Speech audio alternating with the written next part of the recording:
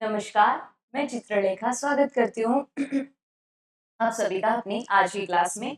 Very very good evening सभी को। कैसे हैं आप लोग? मैं आशा करती हूँ कि आप सभी स्वस्थ हैं और आप सभी की पढ़ाई भी बहुत अच्छी चल रही होगी। चलिए स्टार्ट करते हैं हम अपनी आज की क्लास। तो हमारी यूनिट 1 यानी हमारे जितने भी थिंकर्स थे वो कंप्लीट हो चुके हैं। अब आते हैं हम यूनिट 2 पर। तो हमारी यूनिट 2 ये रही इस प्रकार। तो सबसे पहले हेडिंग डालिएगा कार्य प्रणाली और विधियां, methodology and method.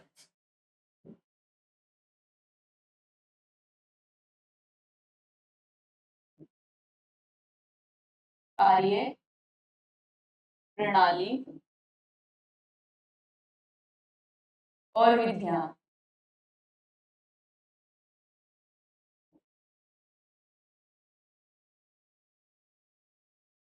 Methodology and methods.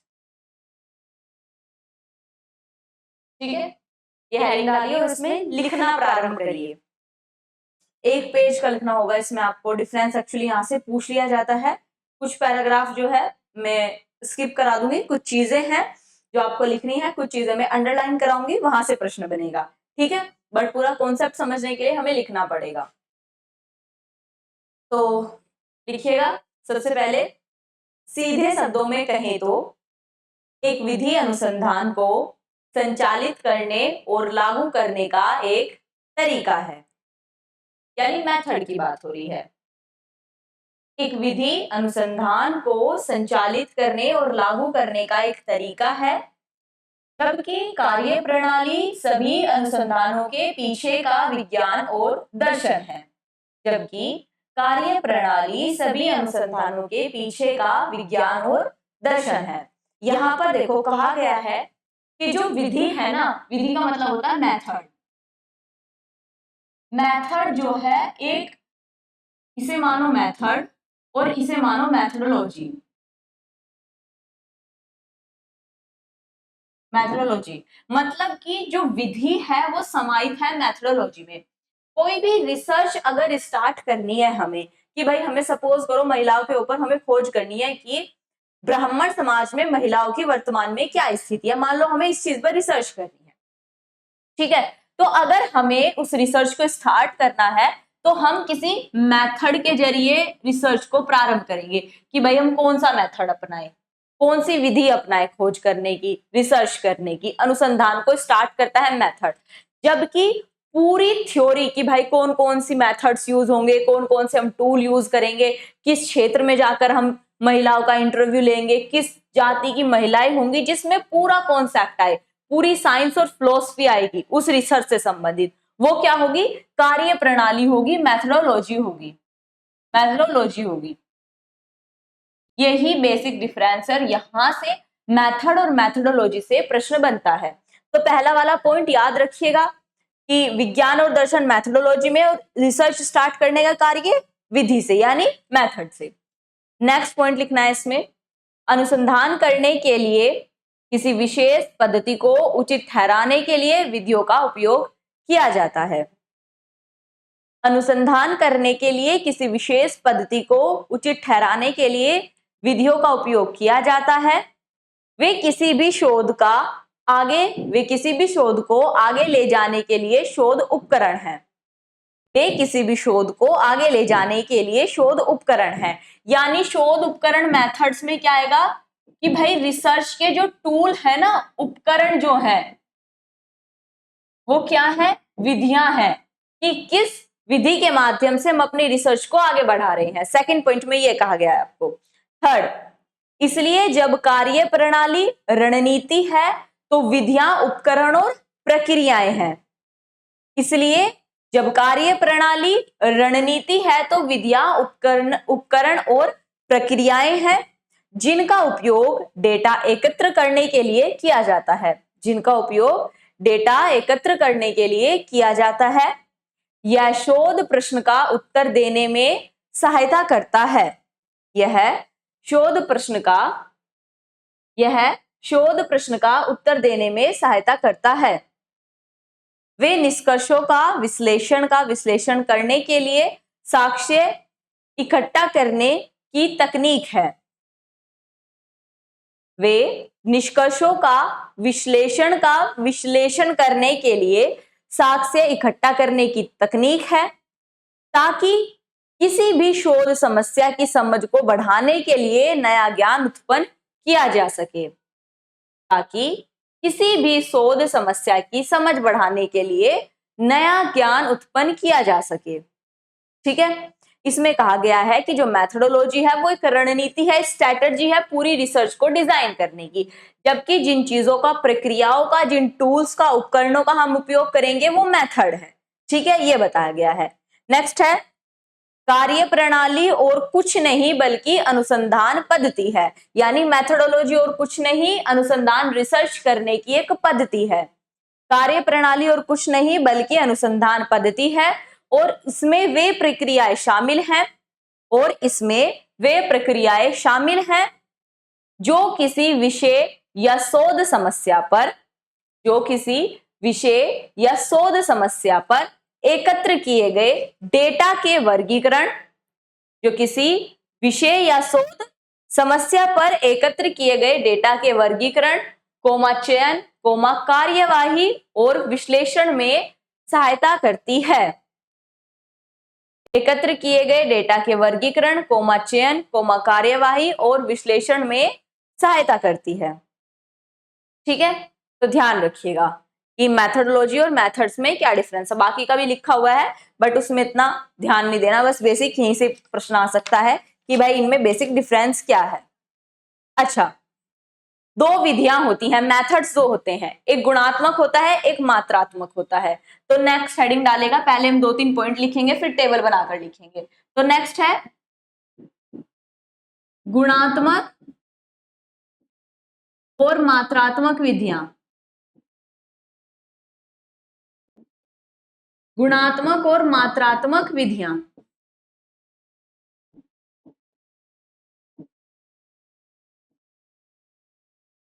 कुल मिलाकर ये कहा जा रहा है कि भाई जब हम पीएचडी में एडमिशन ले लेंगे, जब हम जाकर किसी चीज पर रिसर्च करेंगे, हम रिसर्चर बन जाएंगे, तो हम क्या करेंगे, हम गुणात्मक और मात्रात्मक दो हमारे पास मेथड रहेंगे कि भाई हम या तो इस प्रकार से डेटा कलेक्ट करें, इस प्रकार से रिसर्च करें जो गुणात्मक विधि द्वारा हो या मात्रात्मक विधि द्वारा हो। अब इन दोनों में डिफरेंस जानेंगे कि ये एक्चुअल में है क्या।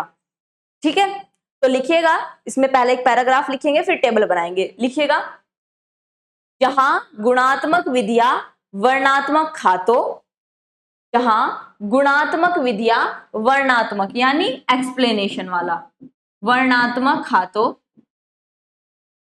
जहां गुणात्मक विधियां वर्णात्मक खातों और अर्थों के माध्यम से जोड़ दिए गए अनुभवजन्य डेटा को, अर्थों के माध्यम से जोड़ दिए गए अनुभवजन्य डेटा को इकट्ठा करने से संबंधित है। अनुभवजन्य डेटा को इकट्ठा करने से संबंधित है। वहीं दूसरी ओर मात्रात्मक विधियां संख्यात्मक और सांख्यिकी, वहीं दूसरी ओर मात्रात्मक विधियां संख्यात्मक और सांख्यिकी साधनों के माध्यम से डेटा के संग्रह से संबंधित है। डेटा के संग्रह से संबंधित है। उनमें से प्रत्येक विभिन्न प्रकार का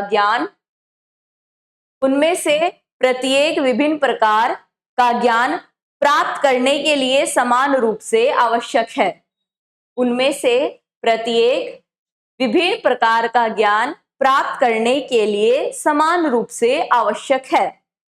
कुल मिलाकर ये कहा जा रहा है आपसे कि भाई एक तो गुणात्मक है, देखो, एक है मात्रात्मक। आप ना इस शब्द गुण का क्या मतलब होता है, जैसे कहते हैं ना कि भाई ये लड़की सर्वगुण संपन्न है, यानी कुदरत ने इसके अंदर इतनी अच्छाई दी है, या यह लड़का सर्वगुण संपन्न है।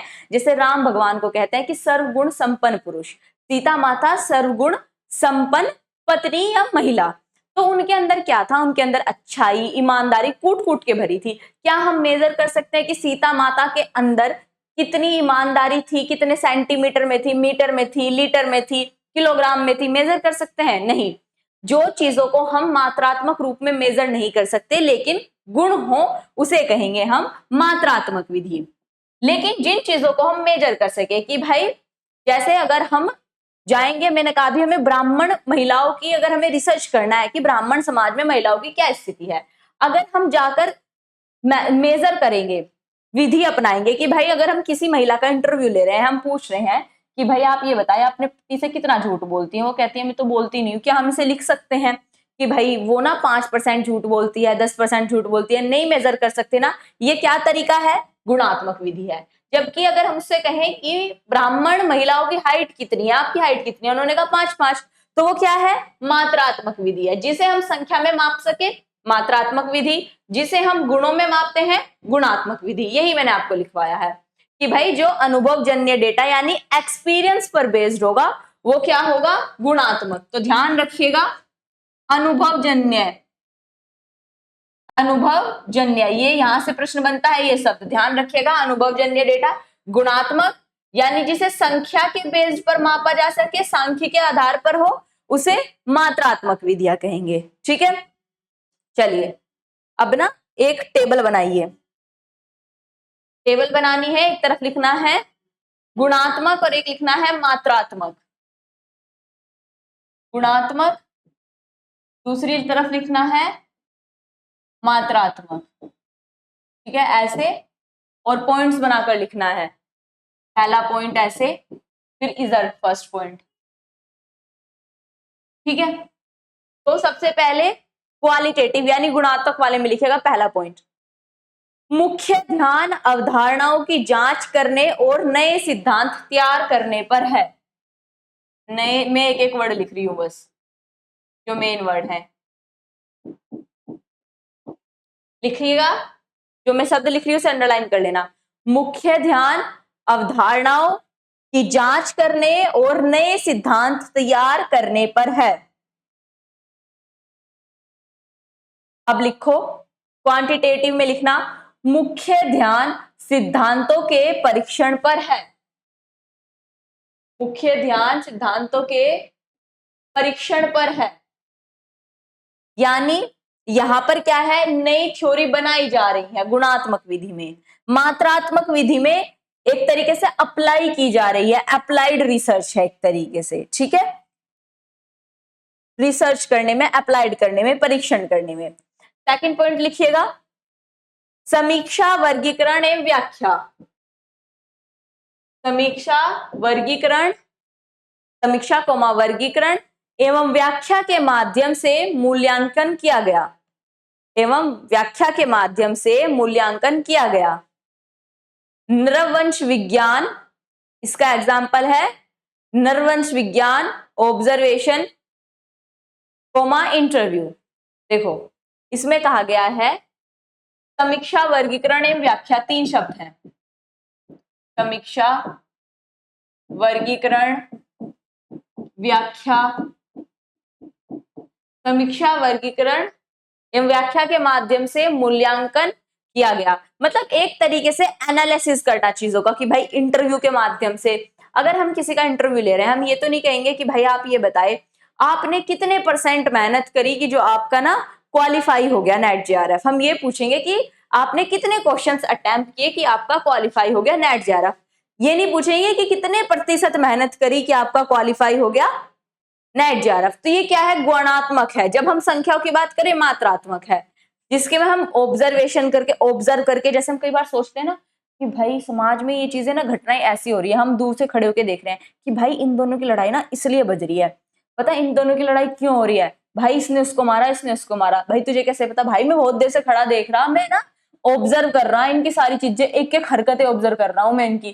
तो ऑब्जर्व करना, इंटरव्यू करना, किसी संस्कृति का, किसी समाज का संस्कृति के आधार पर ऑब्जर्वेशन करना, क्या होगा? गुणात्मक विधि। अब इसमें लिखेगा सेकंड पॉइंट, सांख्यिकीय माध्यम से मूल्यांकन करना। सांख्यिकीय माध्यम से मूल्यांकन करना, जैसे इसका एग्जांपल सेक्स रेशो मान लो कि भाई, एग्जांपल सेक्स रेशो कि भाई हरियाणा में महिलाओं की स्थिति बहुत बदतर है। क्यों? क्योंकि सबसे कम सेक्स रेशो किस राज्य का है? हरियाणा का है, जिसे हम संख्याओं में मेजर कर सकें। ठीक है, नेक्स्ट थर्ड पॉइंट लिखिएगा, एक छोटे एक छोटे और केंद्रित नमूने या समूह पर निर्भर करता है। छोटे और केंद्रित नमूने यानी सैंपल इसमें छोटा होगा। एक छोटे और केंद्रित नमूने या समूह पर निर्भर करता है कि भाई हम ऑब्जर्वेशन पूरे भारत पर नहीं कर सकते, भाई हम छोटे समूह को देख सकते हैं कि अच्छा इस समूह में ये घटनाएं हो रही हैं, लड़का ऐसा रिएक्शन करता है, लड़की को कम पढ़ाते हैं, लड़की को मार दिया जाता है। अगर पता चल जाए कि भाई लड़की है पैदा होने से पहले, तो हम छोटा सैंपल होगा जिसमें हम एनालिसिस कर सकते हैं, जिसका हम इंटरव्यू ले सकते हैं। जबकि यहां पर जो होगा बड़े नमूने होंगे, बड़े नमूने जैसे सेंसस, जनगणना, पूरे भारत की जनगणना कर ली, एक बड़े नमूने पर निर्भर करता है, बड़े नमूने पर निर्भर करता है। तो पूछा जाता है कि छोटा नमूना मात्रात्मक में होगा या गुणात्मक में, या बड़ा नमूना कहां पर होगा, मात्रात्मक गुणात्मक में, छोटा नमूना। ठीक है, तो ध्यान रखिएगा, एक बड़े नमूने पर निर्भर करता है। एग्जाम्पल जनगणना। नेक्स्ट 4 पॉइंट लिखिएगा, क्वेश्चन ओपन एंडेड होते हैं। क्वेश्चन ओपन एंडेड मतलब जिसका एंड खुला हुआ हो प्रश्न का। जैसे भाई इंटरव्यू में अगर पूछा जाए कि मैम आप ये बताइए आप अपने पति से कितना झूठ बोलती है, उन्होंने कहा मैं तो झूठ नहीं बोलती। अच्छा तो आपने आज तक कभी झूठ नहीं बोला? उसने कहा नहीं भाई आज तक कभी झूठ नहीं बोला। तो क्या लगता है भविष्य में भी झूठ नहीं बोलेंगी? मतलब एक क्वेश्चन से दूसरा क्वेश्चन बना, फिर उसी से तीसरा क्वेश्चन बन गया रिलेटेड। जबकि यहां पर जो आएंगे ना प्रश्न एमसीक्यू टाइप कि भाई क्या आपकी किस वर्ष में शादी हुई थी किसी महिला, किसने 4 ऑप्शन दिया, 18, 18 से कम, 18 से अधिक, या फिर 25 से अधिक। ये 4 ऑप्शन दे दिए, इसमें बता दिया भाई 18 से कम, बात खत्म। इसमें क्लोज एंडेड क्वेश्चन होंगे, जिसका एंड क्लोज हो, क्लोज एंडेड क्वेश्चन। यहां पर ओपन एंडेड क्वेश्चन होंगे। ठीक है, तो लिखिएगा क्लोज एंडेड प्रश्न पूछे जाते हैं, यहां पर क्वेश्चन ओपन एंडेड होते हैं। ठीक है, नेक्स्ट और अंतिम पॉइंट लिखना है 5th पॉइंट, मुख्य विशेषताएं इसमें हैं, इसके मेन फीचर हैं समझना, यानी भाई चीजों को समझना इंटरव्यू में, समझना, प्रासंगिक बनाना, प्रासंगिक बनाना कि भाई वो रिलेवेंट भी हो, गहनता यानी डीपली इसकी गहनता, और व्यक्तिपरकता, व्यक्तिपरकता, ये याद रखिएगा। मुख्य विशेषता समझना, प्रासंगिक बनाना, गहनता और व्यक्तिपरकता। ठीक है, नेक्स्ट इसमें लिखिएगा मुख्य विशेषताएं में परीक्षण, कोमा माप, कोमा निष्पक्षता और दोहराव। परीक्षण यानी हम क्या करते हैं, अप्लाइड करते हैं, परीक्षण, कोमा माप, कोमा निष्पक्षता और दोहराव। ठीक है, इसमें फैक्ट बेस्ड पर हम चीजें समझते हैं, यहां पर एनालिटिकल वे में। हो गया आपका ये? चलिए अब नेक्स्ट हेडिंग डालनी है आपको। नेक्स्ट हेडिंग डालिएगा philosophy of science. Next heading है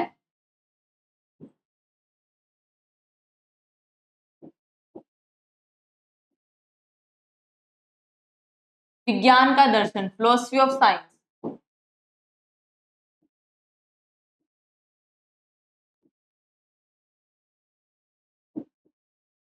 अब ये जानते हैं कि फिलोसफी ऑफ साइंस क्या है। लिखिएगा जरा इसमें, विज्ञान वस्तुनिष्ठ है, तथ्यों पर आधारित है। विज्ञान वस्तुनिष्ठ है, तथ्यों पर आधारित है, कोमा व्यवस्थित होता है। विज्ञान, यहां से डायरेक्ट प्रश्न बनता है, क्या विज्ञान वस्तुनिष्ठ है, क्या विज्ञान तथ्यों पर आधारित है, क्या विज्ञान व्यवस्थित ढंग से होता है। ठीक है, तो ध्यान रखिएगा, वस्तुनिष्ठ है विज्ञान, कोमा तथ्यों पर आधारित है, कोमा व्यवस्थित होता है, संरचना व विधि निहित होती है, कोमा जिसमें संरचना व विधि निहित होती है। इसी में कंटिन्यू करके लिखिएगा पूर्ण विराम लगाकर, विज्ञान में तर्कसंगत और अपक्षपाती विश्लेषण की आवश्यकता है। विज्ञान में तर्कसंगत और अपक्षपाती विश्लेषण की आवश्यकता है, ना कि किसी भावनात्मक या भावुक निर्णय की, ना कि किसी भावनात्मक या भावुक निर्णय की। कोमा, विज्ञान तथ्य और अनुभवजन्य साक्ष्य पर आधारित है। विज्ञान तथ्य और अनुभवजन्य साक्ष्य पर आधारित है। विज्ञान तथ्य और अनुभवजन्य साक्ष्य पर आधारित है। पूर्ण विराम। इतना ही समझना है, यहीं से जो वर्ड्स हैं वहां से पूछा जाएगा। जो विज्ञान है फैक्ट पर और अनुभवजन्य साक्ष्य पर आधारित है, यानी हम क्या करते हैं, पहले फैक्ट उठाते हैं, उसके बाद एक्सपीरियंस करते हैं, रिसर्च करते हैं कि हाँ भाई ये चीज सही है या नहीं है। वही फिलोसफी ऑफ साइंस है। फिलोसफी ऑफ साइंस में कहने का मतलब ये है कि भाई साइंस ना भावनाओं पे काम नहीं करती कि यार मेरा दिल कह रहा है वो लड़के ना बिल्कुल सही था, उसने कोई गलती नहीं की।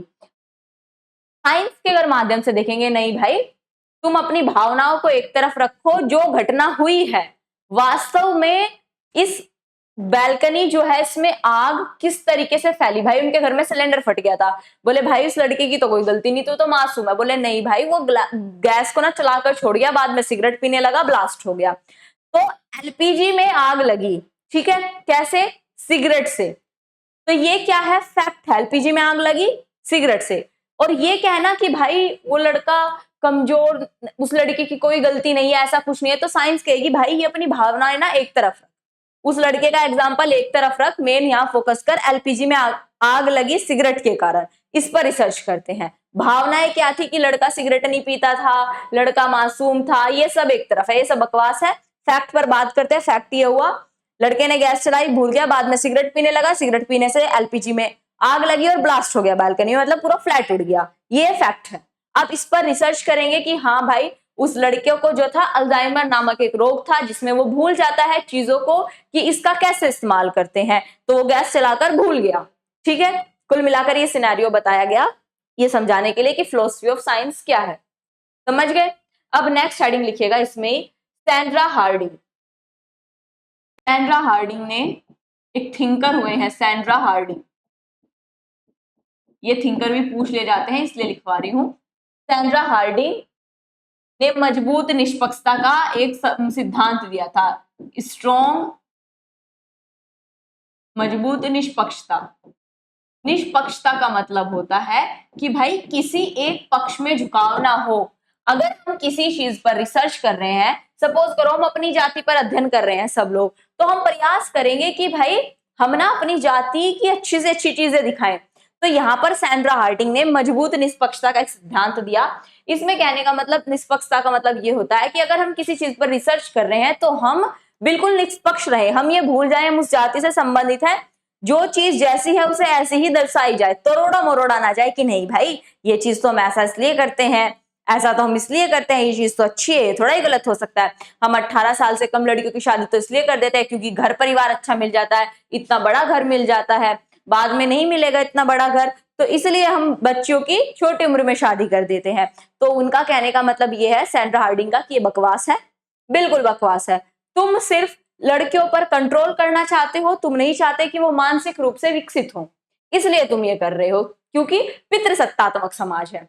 ठीक है, ये मैंने एग्जाम्पल कहानी के जरिए सिर्फ आपको निष्पक्षता समझाई है। अब जानते हैं सैंड्रा हार्डिंग के विचार क्या है।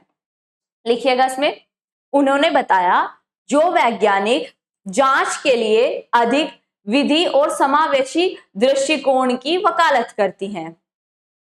उन्होंने बताया जो वैज्ञानिक जांच के लिए अधिक विविध और समावेशी दृष्टिकोण, एक शब्द आया से अंडरलाइन कर लेना, अधिक विविध और समावेशी दृष्टिकोण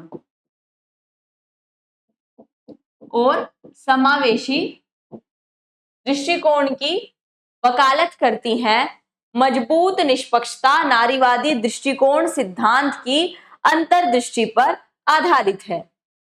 ये भी है, मतलब अंडरलाइन कर लेना पूरी लाइन, मजबूत निष्पक्षता नारीवादी दृष्टिकोण, मजबूत निष्पक्षता नारीवादी दृष्टिकोण, मजबूत निष्पक्षता नारीवादी दृष्टिकोण सिद्धांत की अंतःदृष्टि पर आधारित है।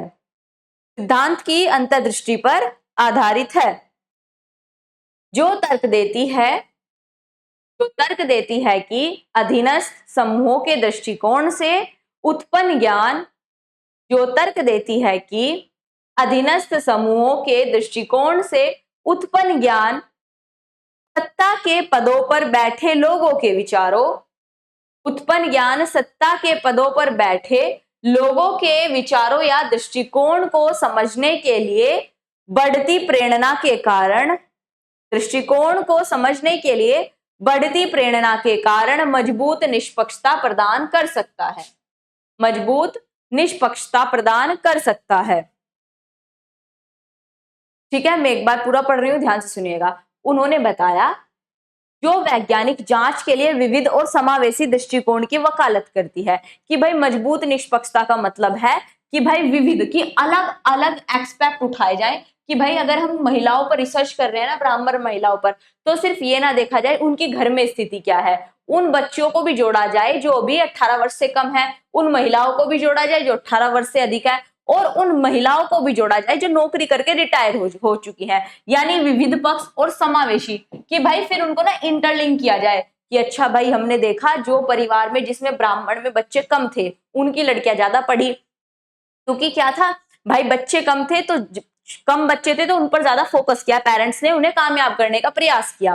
तो समावेशी यानी एक तरीके से जो सबको संभाले, उन चीजों पर फोकस किया जाए कि भाई अलग अलग एस्पेक्ट उठाए हैं ना हमने, अब उनको इंटरलिंक करना एक तरीके से, वो कहलाएगी मजबूत निष्पक्षता। फिर ये कहते हैं मजबूत निष्पक्षता जो है नारीवादी दृष्टिकोण पर आधारित है। पूछा जाएगा कि नारीवादी दृष्टिकोण पर कौन सा आधारित है, मजबूत निष्पक्षता, कमजोर निष्पक्षता, लचीली निष्पक्षता, तो ध्यान रखिएगा मजबूत निष्पक्षता। ठीक है, यही इनका समझाने का मतलब था। नेक्स्ट, अब मैथ्यू प्रभाव देखते हैं। नेक्स्ट हेडिंग डालिएगा मैथ्यू प्रभाव। थिंकर हुए हैं मैथ्यू। अब देख लेते हैं मैथ्यू प्रभाव क्या है। हेडिंग डालिएगा मैथ्यू प्रभाव। इसमें लिखिएगा मर्टन ने वैज्ञानिक अनुसंधान में, आर के मर्टन की बात हो रही है, मर्टन ने वैज्ञानिक अनुसंधान में यह समझाने के लिए शब्द गढ़ा। मर्टन ने जो मैथ्यू प्रभाव है, एक्चुअल में यह शब्द जो है मैथ्यू प्रभाव किसने गढ़ा था, ध्यान रखिएगा मर्टन ने वैज्ञानिक अनुसंधान में यह समझाने के लिए शब्द गढ़ा कि, ब्रैकेट में लिखिएगा या इन्वर्टेड कॉमास लगाकर अंडरलाइन कर लेना इस लाइन को, अमीर और अमीर क्यों हो जाते हैं, इन्वर्टेड कॉमास बंद। मर्टन कह रहे हैं कि भाई समझ में नहीं आ रहा, अमीर तो अंबानी साहब ही क्यों अमीर होते जा रहे हैं, बाकी के लोग क्यों नहीं अमीर हो रहे, ऐसी क्या चीज है जो अंबानी साहब के पास इतना पैसा आ रहा। तो यहां पर मर्टन कह रहे हैं कि मर्टन ने वैज्ञानिक अनुसंधान में यह समझाने के लिए शब्द गढ़ा कि भाई अमीर और क्यों अमीर हो जाते हैं। लिखिएगा इसमें, एक व्यक्ति जो बड़ी मात्रा में काम करते हैं, ऐसे व्यक्ति जो बड़ी मात्रा में काम करते हैं वे उच्च दर पर उत्पादन जारी रखते हैं, और जिनके पास अपने क्षेत्र पर कुछ प्रभाव होता है, प्रभाव जारी रहा। लिखिएगा, वे उच्च दर पर उत्पादन जारी रखते हैं और जिनके पास अपने क्षेत्र पर कुछ प्रभाव होता है। मैथ्यू प्रभाव समझाया। मार्क मर्टन ने कॉन्सेप्ट दिया कि भाई अमीर क्यों अमीर हो रहे हैं, इसलिए अमीर हो रहे हैं। मैथ्यू प्रभाव कहता है कि भाई वो ना उच्च उत्पादन करते हैं, यानी हाईली प्रोडक्शन करते हैं चीजों का, और उनका ना अपने क्षेत्र पर, जैसे ये उनका कोई क्षेत्र है, इस पर उनका ना मजबूत प्रभाव रहेगा। मजबूत प्रभाव का मतलब कंट्रोल रहेगा कि भाई इस क्षेत्र पर इसमें भी कोई कंपटीशन नहीं आने देंगे, कि भाई हमारा इतना स्ट्रॉन्ग इस पर प्रभाव है, इतनी पकड़ है, और प्रोडक्शन हाई रखेंगे, इसलिए अमीर और अमीर हो रहे हैं। ठीक है, अब नेक्स्ट लिखिएगा, मन के विचारों के 4 प्रकार हैं जिन्हें लेकर ने पहचाना।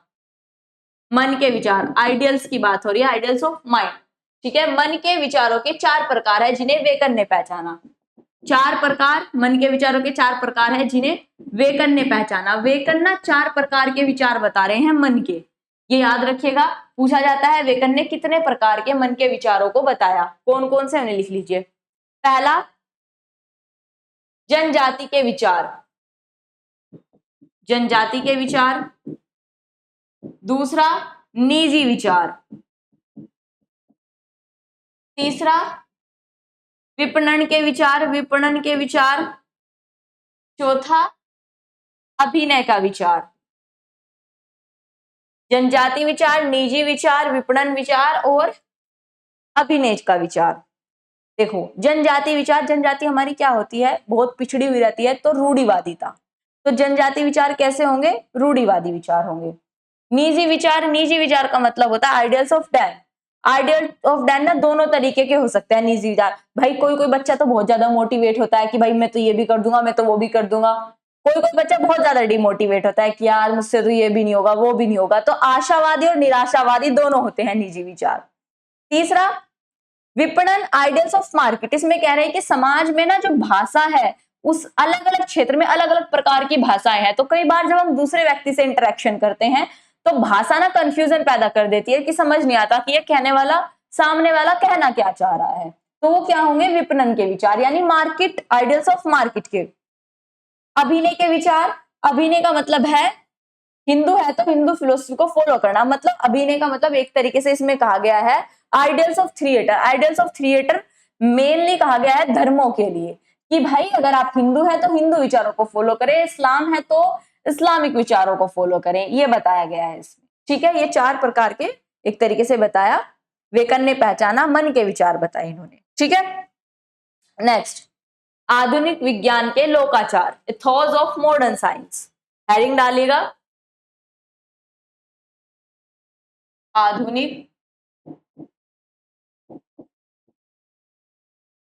आधुनिक विज्ञान के लोकाचार। आधुनिक विज्ञान के लोकाचार, इथोस ऑफ मॉडर्न साइंस। आधुनिक विज्ञान के लोकाचार।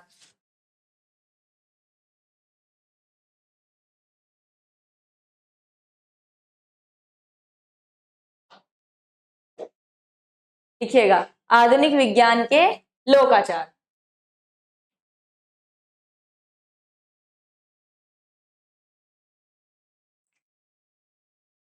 लिखिएगा 1942 में 1942 में रॉबर्ट के मर्टन ने 1942 में रॉबर्ट के मर्टन ने आधुनिक विज्ञान के लोकाचार को आधुनिक विज्ञान के लोकाचार को शामिल करने के लिए उठाए गए संस्थागत लोकाचार को शामिल करने के लिए उठाए गए लोकाचार को शामिल करने के लिए उठाए गए संस्थागत अनिवार्यताओं के उठाए गए संस्थागत अनिवार्यताओं के 4 सेट पेश किए। 4 सेट पेश किए। पहला साम्यवाद, दूसरा सार्वभौमिकता, तीसरा निष्पक्षता और चौथा संगठित संशयवाद। इसे हम सुडोस बोल सकते हैं, सुडोस। ये चीजें बताई सुडोस में इन्होंने। कौन कौन सी बताई? 4 चीजें। कम्युनिज्म,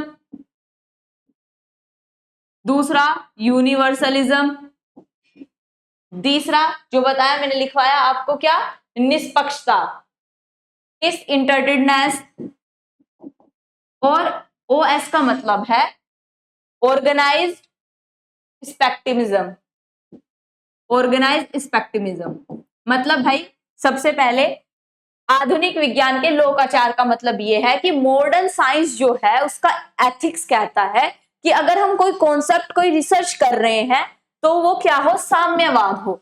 साम्यवाद का मतलब सभी उस रिसर्च को पढ़ सके, कोई भी खोज करके ये ना करे भाई ये चीज तो मैंने खोज कर ली, अब तो बस ये मेरी, अब तो मैं से किसी को नहीं दूंगा, ऐसा ना हो। साम्यवाद हो रिसर्च में। यूनिवर्सल हो, यानी जो एक क्षेत्र पर लागू ना होकर कि कोई थ्योरी ऐसी ना हो कि भाई जैसे अगर हम कहें ब्राह्मण महिलाओं की स्थिति भारत में, तो ऐसा ना हो वो सिर्फ भारत के लिए सही हो, अमेरिका वाले कुछ और बता रहे हैं कि नहीं भाई ऐसा तो नहीं हो सकता, ये चीज तो गलत बता रहे हैं हिंदुस्तान वाले, ऐसी स्थिति तो नहीं है। तो यूनिवर्सल हो, पूरी दुनिया के लिए समान हो एक तरीके से। यहां पर फिर उन्होंने बताया, तीसरा बताते हैं निष्पक्षता, कि भाई एक पक्ष में झुकाव ना हो, न्यूट्रल रहकर रिसर्च करें। लास्ट में आता है संगठित संशयवाद, एक तरीके से ऑर्गेनाइज्ड हो चीजें, ठीक है, तो ये याद रखिएगा, ये 4 चीजें इन्होंने बताई।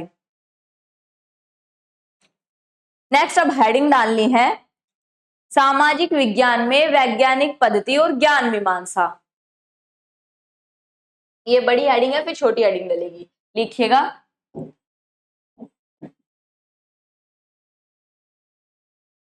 सामाजिक विज्ञान में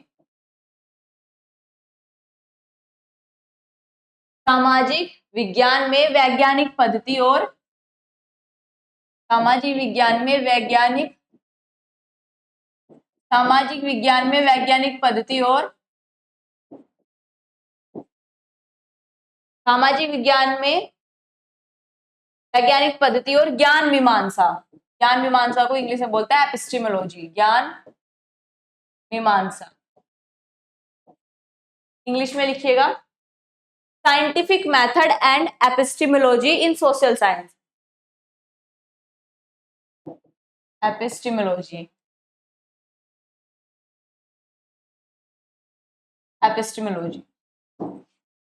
ठीक है, जी वाई आएगा उसमें, बार बार अब हो रहा है इसमें, लिखिएगा। अब हेडिंग डालिएगा ज्ञान मीमांसा यानी एपिस्टेमोलॉजी। सबसे पहले हेडिंग डालनी है ज्ञान मीमांसा। पहले हम जानेंगे कि भाई ज्ञान मीमांसा क्या है। ज्ञान मीमांसा, इसमें लिखिएगा 4 पॉइंट है इसमें। सबसे पहले लिखिएगा, अरस्तु ने अपने काम की शुरुआत मेटाफिजिक्स के अवलोकन से की है। अरस्तु ने अपने काम की शुरुआत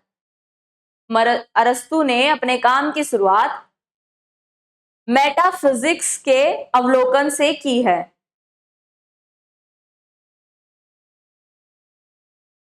अरस्तु ने अपने काम की शुरुआत मेटाफिजिक्स के अवलोकन से की है। सभी मनुष्य स्वभाव से जानने की इच्छा रखते हैं। सभी मनुष्य स्वभाव से जानने की इच्छा रखते हैं। सभी मनुष्य स्वभाव से जानने की इच्छा रखते हैं। पूर्ण विराम लिखिएगा इसी में कंटिन्यू करके। कांट सवाल करते हैं, मैं क्या जान सकता हूं? यह जानने की प्रबल प्रेरणा मानव होने के लिए मौलिक है। कांट सवाल करते हैं, मैं क्या जान सकता हूं, क्वेश्चन मार्क लगाना है हु के बाद। कांट सवाल करते हैं, मैं क्या जान सकता हूं, यह जानने की प्रबल प्रेरणा मानव होने के लिए मौलिक है। कुल मिलाकर इन्होंने बताया ज्ञान मीमांसा का मतलब यह है कि जो व्यक्ति को एक तरीके से जब क्या हो, मानव स्वभाव है चीजों के बारे में जानना, इंसान ना हमेशा इच्छित रहता है कि भाई चलो हमें ये भी पता चल जाए, अच्छा फलाने के घर में लड़ाई हुई, क्यों हुई, अच्छा उसकी बेटी भाग गई, अच्छा उसकी भैंस या चोरी हो गई, ये क्यों हो रहा है। तो इंसान ना जो जिस लेवल का इंसान होगा उसी की सोच होगी। अगर वैज्ञानिकों से आप बात करेंगे तो सोचेंगे भाई अंतरिक्ष में अभी हम गगनयान 4 भेज रहे हैं, उसके बाद वो सोचेंगे कि भाई दूसरे ग्रह पर क्या कैसे जाया जाए, ब्लैक होल की घटना कैसे हो रही है, कोई पृथ्वी के पास तो ब्लैक होल नहीं आ गया। जिस लेवल का दिमाग रहेगा, लेकिन इंसान को, मनुष्य को जानने की इच्छा हमेशा रहती है, वही ज्ञान मीमांसा ये बता रहे हैं। अरस्तु ने मेटाफिजिक्स से स्टार्ट की। उन्होंने बताया अरस्तु ने कि मानव का स्वभाव है कि वह हमेशा इच्छित रहता है जानने के बारे में। कांट कहते हैं कि मैं क्या जान सकता हूं, मतलब वही कि भाई वो अपने बारे में बता रहे हैं कि मुझे ये भी जानना है। ठीक है, नेक्स्ट पॉइंट लिखिएगा, ज्ञान मीमांसा इस इच्छा को पूरा करने की कोशिश करता है। ज्ञान मीमांसा क्या है? जो मनुष्य की इच्छा है ना चीजों को जानने की, इस इच्छा को पूरे करने की कोशिश करता है। ज्ञान मीमांसा विज्ञान दर्शन की वह शाखा है। ज्ञान मीमांसा विज्ञान दर्शन की वह शाखा है जो ज्ञान की प्रकृति, उत्पत्ति और कार्य क्षेत्र से संबंधित है। इस पूरी लाइन को अंडरलाइन कर लेना। यहां से प्रश्न इस प्रकार बन सकता है, क्या ज्ञान मीमांसा ज्ञान की प्रकृति, उत्पत्ति और कार्य क्षेत्र से संबंधित है, या ज्ञान मीमांसा किन किन चीजों से संबंधित है? तो ध्यान रखिएगा, ज्ञान की प्रकृति कैसी है? ज्ञान की उत्पत्ति कैसे हुई और कार्य क्षेत्र से, तीनों से संबंधित है। ठीक है, जो ज्ञान की प्रकृति, उत्पत्ति और कार्य क्षेत्र से संबंधित है। थर्ड पॉइंट इसमें लिखिएगा, ज्ञान मीमांसा ज्ञान प्राप्त करने के हमारे साधनों पर केंद्रित है। नेक्स्ट पॉइंट लिखिएगा, ज्ञान मीमांसा ज्ञान प्राप्त करने के हमारे साधनों पर केंद्रित है।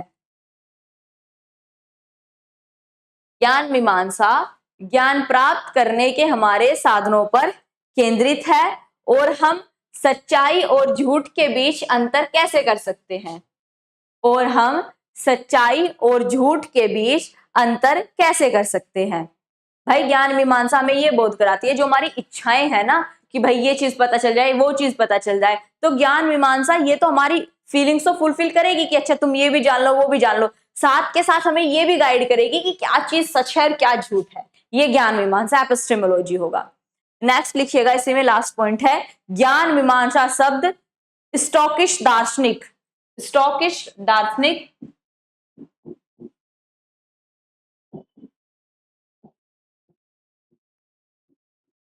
स्टॉकिश ज्ञान मीमांसा शब्द स्टोशिक दार्शनिक, स्कॉटिश, स्कॉट से थे सॉरी,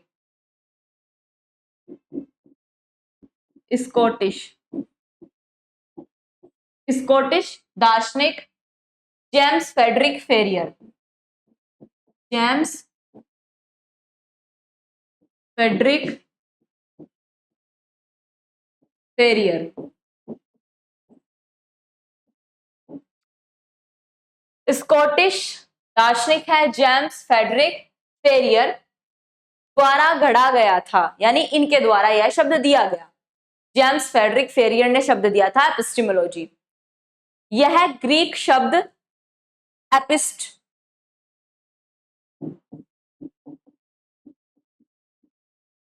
यह ग्रीक शब्द एपिस्टम और लोजस शब्द से बना है, और लोजस, एपिस्टम का मतलब होता है ज्ञान, लोजस का मतलब होता है सिद्धांत यानी वैज्ञानिक तरीके से आता है। तो ध्यान रखिएगा, ग्रीक शब्द से बना है और जेम्स फेडरिक फेरियर ने दिया है। यह प्रश्न पूछा जा सकता है कि किसने दिया, जेम्स फेडरिक फेरियर ने। ठीक है, अच्छा अब नेक्स्ट लिखिएगा, इसी में एपिस्टेमोलॉजी को दो डिवीजन में बांटा जा सकता है, यानी इसके दो भाग हैं एपिस्टेमोलॉजी के, दो डिवीजन में बांटा जा सकता है। पहला है तर्कवाद, तर्कवाद, दूसरा है अनुभववाद, अनुभववादी, तर्कवादी और अनुभववादी। ठीक है, इन्होंने बताया कि जो मनुष्य है ना, दो तरीके से चीजों को जान सकता है, एक तो तर्क के फैक्ट के आधार पर, एक अनुभव यानी एक्सपीरियंस के आधार पर। अब यही समझना है हमें बस। ठीक है, तर्कवादी में लिखिएगा, इसके विचारक हैं फ्रांसिस बेकन, तो ध्यान रखिएगा बेकन इसके विचारक हैं, इसके विचारक हैं फ्रांसिस बेकन जिसने तर्कवाद दिया था, और अनुभववादी के विचारक हैं जॉन लेक और डेकार्ट्स। पूछा जा सकता है कि भाई इनके विचारक कौन कौन है, डेकार्ट्स और जॉन लेक, जॉन लेक। अब एक एक करके लिखेंगे, पहला लिखेंगे तर्कवाद, इसमें लिखने का ग्रीक दार्शनिकों कोमा मुख्य रूप से पाइथागोरस, ग्रीक दार्शनिकों मुख्य रूप से पाइथागोरस कोमा प्लेटो और अरस्तु ने, पाइथागोरस कोमा प्लेटो और अरस्तु ने तार्किक सोच की नींव रखी। ग्रीक दार्शनिकों मुख्य रूप से पाइथागोरस कोमा प्लेटो और अरस्तु ने तार्किक सोच की नींव रखी। तर्कवाद या तार्किक सोच का प्रमुख सिद्धांत यह है कि, तर्कवाद या तार्किक सोच का प्रमुख सिद्धांत यह है कि सत्य को तर्क और तर्क संगतता, सत्य को तर्क और तर्क संगत सोच के माध्यम से सबसे अच्छा खोजा जा सकता है। तर्कवाद या तार्किक सोच का प्रमुख सिद्धांत यह है कि सत्य को तर्क और तर्क संगत सोच के माध्यम से सबसे अच्छा खोजा जा सकता है। नेक्स्ट लाइन में इसी में लिखिएगा पूर्ण विराम लगाकर, तर्कवादियों का मानना है कि दुनिया निर्धारक है। तर्कवादियों का मानना है कि दुनिया निर्धारक है, डिटरमिनिस्टिक, वर्ल्ड इज डिटरमिनिस्टिक। इसको ना अंडरलाइन कर लेना, पूछा जा सकता है कि भाई जो तर्कवादी है ना, जो हर चीज पर रेशनल होकर सोचते हैं, तर्क के आधार पर कि इसके पीछे ये लॉजिक होगा, उनका मानना है कि दुनिया ना निर्धारक है, कि दुनिया निर्धारक है और सभी घटनाओं के लिए कारण और प्रभाव है, कि दुनिया में जितनी भी घटनाएं हो रही है ना, उसके पीछे एक कारण रहा और उसका एक प्रभाव होगा, और सभी घटनाओं के लिए कारण और प्रभाव है। वह ये भी मानते हैं कि इन्हें पर्याप्त समझ और विचार के माध्यम से समझा जा सकता है। अंडरलाइन करना, पर्याप्त समझ और विचार। वह यह भी मानते हैं कि इन्हें पर्याप्त समझ और विचार के माध्यम से समझा जा सकता है। एक प्राथमिक, ब्रैकेट में लिखेगा प्रभाव के कारण से, एक प्राथमिक या तर्क संगत दृष्टिकोण बहुत ज्ञान का स्रोत है। एक प्राथमिक या तर्क संगत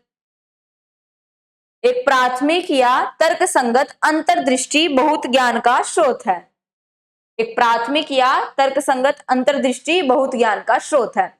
कुल मिलाकर अरस्तु, पाइथागोरस, प्लेटो ये कहते हैं, पहले ना हर चीजें धर्म के ऊपर ली जाती थी कि भाई हमारी बाइबल में लिखा है, गीता में ये लिखा है। पढ़ना लिखना लोगों को आता जाता नहीं था, भाई जो बता दिया बड़ों ने वही मान लिया। ये लोगों ने पढ़ना लिखना सीख लिया, अब ये सवाल करने लगे कि गुरुजी आप तो अपने मतलब की बात करते हो, आपको जब तक फायदा होता है आप बाइबल को ऐसे बता देते हो, जब आपका नुकसान होने लगा आपने उसे उलट पलट दिया। आपने बताया आप भगवान के दूत हो, कहीं भी नहीं लिखा बाइबल में तो आप भगवान के दूत हो, ये तो आप गड़बड़ी कर रहे हो।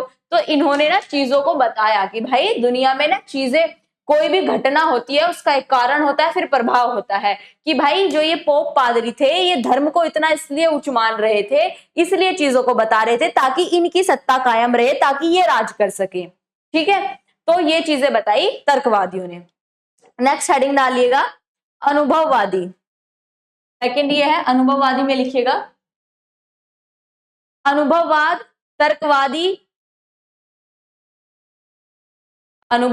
तर्कवादी तर्कों की प्रतिक्रिया के रूप में सामने आया। कि भाई जब रैशनल लोग कहने लगे कि नहीं हर चीज के पीछे ऐसा ऐसा ऐसा है, कहने लगे नहीं भाई एक्सपीरियंस भी कोई चीज है, हमारा तजुर्बा भी सुन लो। बड़े लोग कहने देते कि भाई मान लिया तू सही कह रहा कि तेरी बात ठीक है, पर भाई हमारा भी तजुर्बा कह रहा है, इस बात को भी मान लेकर थोड़ी बहुत। ये कहने का मतलब ये है। इसमें लिखेगा अनुभववाद तर्कवादी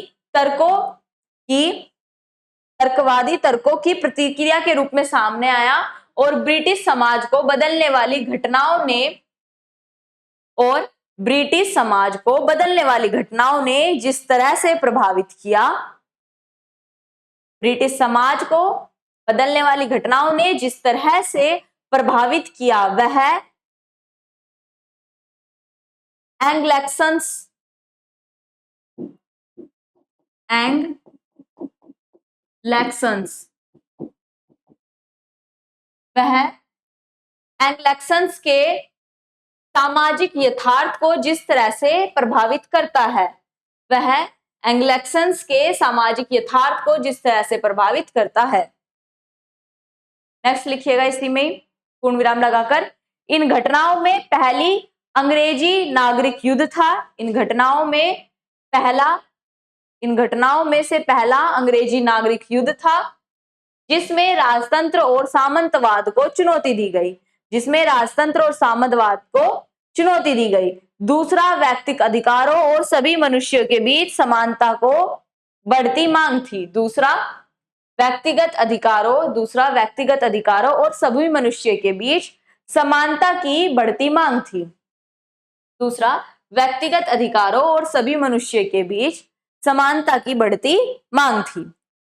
ठीक है, इसमें वही बताया चीजें अनुभववाद पर आधारित होती हैं। बताया कि भाई ब्रिटेन में किस प्रकार चीजें बदली, कि भाई अनुभव से लोगों ने सीखा चीजों को। पहले अंग्रेजों से नागरिकों के युद्ध हुए, फिर जो राजतंत्र था, सामंतवाद था, फिर उन्हें चुनौती दी गई। उसके बाद फिर क्या आया, व्यक्तियों के अधिकारों की बात हुई। कह रहे हैं कि भाई चीजें सिस्टमैटिक वे में चल रही हैं, अनुभव के आधार पर, ये बता रहे हैं।